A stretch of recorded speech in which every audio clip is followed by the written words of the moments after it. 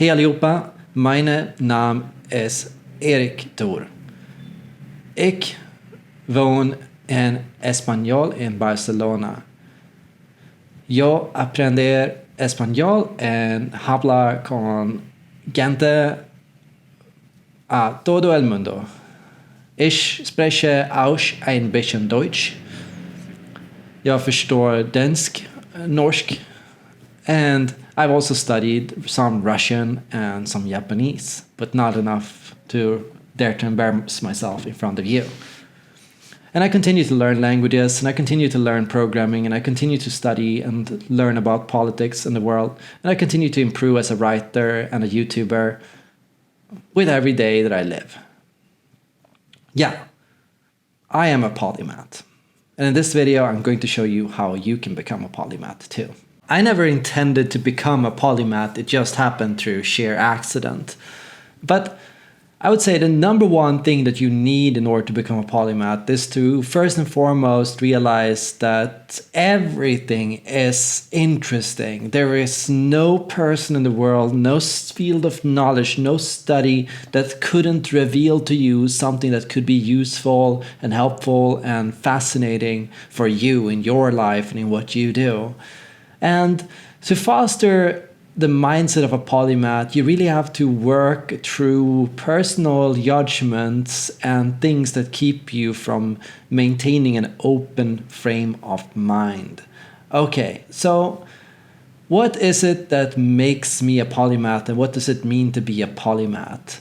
To be a polymath, well, polymath just means much knowledge. Having much knowledge, having obtained a lot of knowledge on different fields and topics. And the truth is, where do we draw the line? When is somebody a polymath, and when is somebody just a jack of all trades? A jack of all trades being somebody that, studies a lot but doesn't really know a lot about anything, right? Okay, so a polymath, is somebody that has attained a level of expertise in a field, which means that you have to at least be considered an expert in what you do. You should at least be in the top 10% when it comes to this topic or issue or matter, and you should know enough about it that people can say and come to you and get reliable advice and insight on this field and what's happening.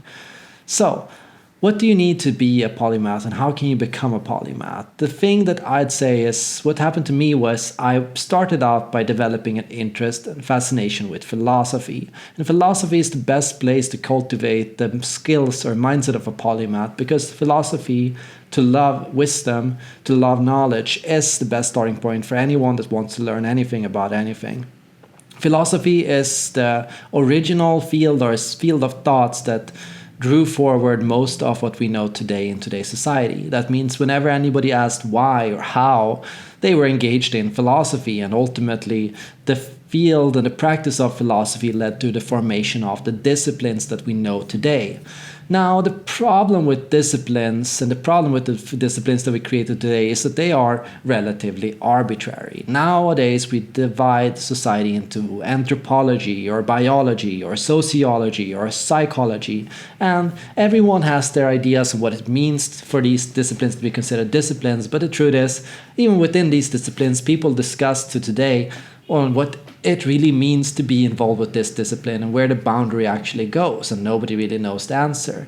And now the very practice and formation of discipline might have caused our mindsets to have become a bit too rigid, because it means that a lot of ideas are not allowed into this environment because they are considered too far out of the original discipline or the intent of this field. And now disciplines, while they can guide the thought and can get you to study about something and specialize in a certain area, can also blind the thought, which means that, for example, if I come to you with a problem and you're a sociologist, you'll probably assume that the issue is related to groups or people or social matters. But if I come to a psychologist with my problem, they're more likely to think about what personal traumas I might have or issues I might have in my personal life that might contribute to these issues, right?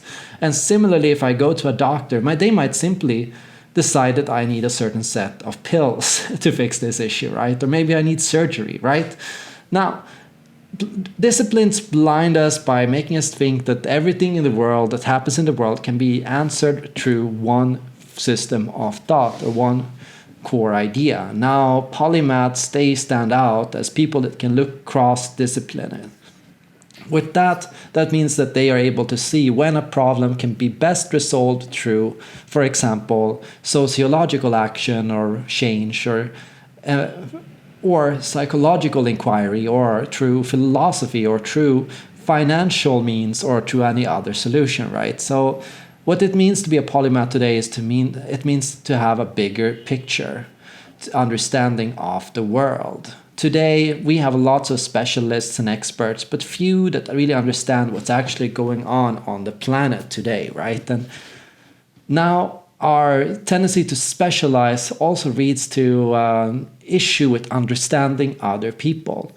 When, for example, conservatives today deal with modern academics and similar fields, a lot of the time there is this sense of, what are they talking about? What is this postmodernist idea? What are they trying to do? And what does it really mean? And often, because we don't understand these fields, it's very easy to have a reductive explanation for what's happening or what's going on. Similarly, people that only study postmodernism might be completely out of touch with reality, simply uneducated on economics and social issues and politics, and simply too far removed from day-to-day jobs and relationships to really understand what life is all about, right? Yeah, having a certain set of discipline or certain belief or system of thought is typically what keeps us locked in a sense of status quo. And so only the person that's able to resist falling into a certain system of thought can really develop this kind of multidisciplinary form of thought. Now, that doesn't mean that you can't discipline yourself to study something to begin with. Yeah, even if you're a polymath and even if you're interested in everything, you're eventually going to have to sit down and read long books or to listen to long podcasts with experts to really get to know and orient yourself around the subject. Yeah, how are you supposed to form an opinion about something if you're not prepared to put in the hours to learn about something? And now, here's the challenge. If you really want to be a polymath, you're going to have to set day-to-day quests or monthly focus projects to study specific things. And you're going to have to work a few things at a time. Yeah, you probably won't be able to read 10 books at the same time, while some polymaths are able to do that.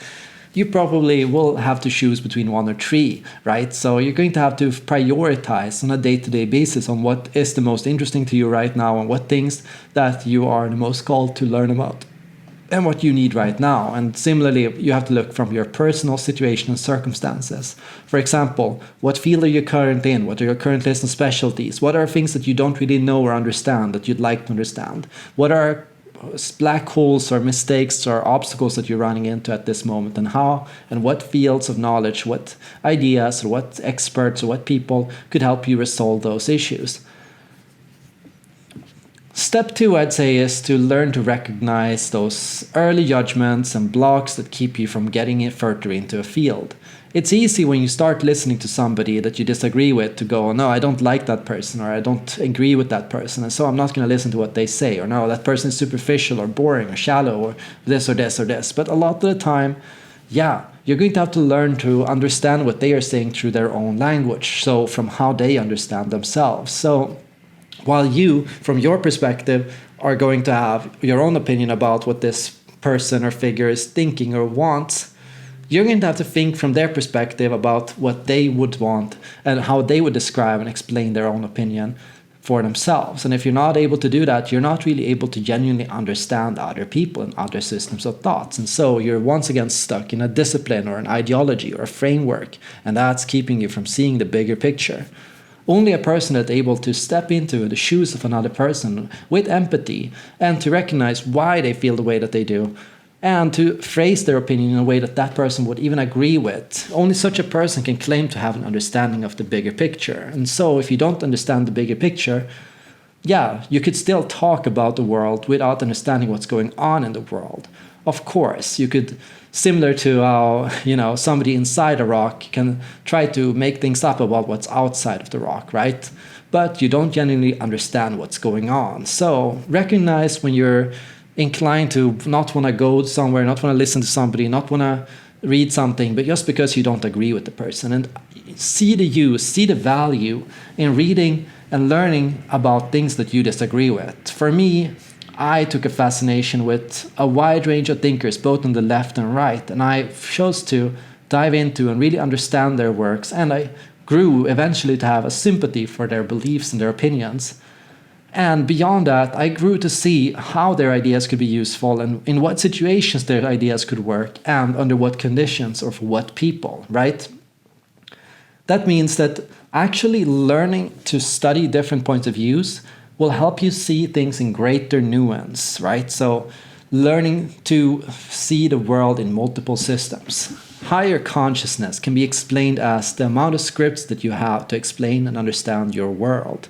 When we grow up, we only have a set few different scripts that we use to scream or cry or to yell or to be quiet or laugh. Those are the first early scripts that we master. But as we get older, we have to develop new scripts, new ways to explain what's happening in our world, to collaborate, to be quiet, to listen, to talk, to express ourselves, to draw. And all of these things are going to have to get gradually more complex. And so consciousness can simply be defined as how many of these scripts do you have and how functional are these scripts, right? So understand that by this metric, you can't simply rely on one ideology or one idea to describe everything. The search for one idea or this thing that will explain all of reality in one go, that's going to lead you to perfectionism, to black and white thinking, and to specialize and hyper-focus to the point where eventually you're going to become more and more blind to what's really going on in the world. Instead, you're going to have to accept that there are many ways to describe reality. And so even if there is, from the point of view of the correct and the false, there is a human truth. And with the human truth, what I mean is we have, as human beings, our own unique genetics and DNA and biological upbringing and experience. And all of that's going to lead us to see and experience the world in our own way. It's not that the sun is emitting light, it's that we are, through our eyes, picking up and interpreting seeing light and translating it to our brain, right? So you are doing the interpretation. You're the person being decoding, processing, analyzing, creating those images in your own head through the use of your 5 senses and your imagination and personal experiences. That means that you have a biased understanding of the world. Now, you might seek an objective understanding of the world, and that's useful, right? Why is it useful? Well, it's more functional. I have a functional view of truth, which is the more useful a field or a piece of knowledge is, the more accurate it is, the more useful, the more correct it is, in my point of view, right?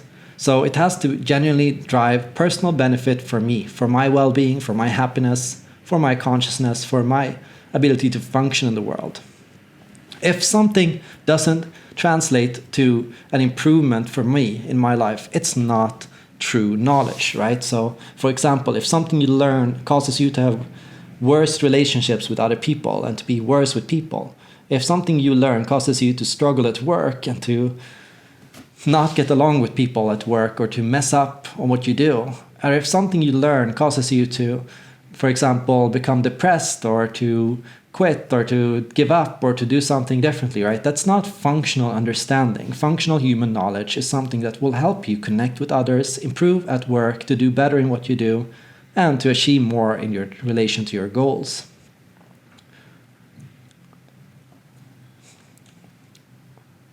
Now, there are many polymaths to count on in the world. My favorite piece of inspiration is probably from Leonardo da Vinci, and this is a man I'd like to understand a lot about. Truly, I think you can say by any merit that a polymath is, in the applied sense, a genius, right? So while they might not be a genius in the sense of high IQ, a polymath is certainly a genius in the sense of the sheer amount of work you put in to yourself and to your benefit, to knowledge, to learn. With that in mind, as a person that knows and understands multiple disciplines, you're going to be more adept, more adaptable, and more functional in today's society. You're going to do better in multiple streams of the world. You're going to do better with different kinds of people. You're going to be able to talk to different kinds of people in a way that is beneficial and constructive for the both of you. You're going to do better at work. You're going to do better in your personal hobbies and activities. And you're going to have a better life for yourself. Such a person can do and reach conclusions and solve and understand things that a specialist could never see, because a specialist was too blinded. I became a polymath through sheer luck and hard work. I was not more intelligent than anyone else, and I didn't have a higher IQ than anyone else. I simply put in the hours to learn, to read, to study. Because I read a lot, I gained a lot of knowledge. Because I got involved in politics, I met a lot of people, and I learned a lot about different forms of belief. Because I studied at the university, I gained a lot of knowledge, and because I moved to another country and learned other languages, I became a polyglot.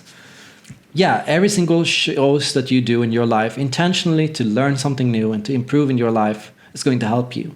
I became a programmer and it helped me understand how programmers think. I learned how politics works, I learned how economics works because I took the time to read and study how those things work.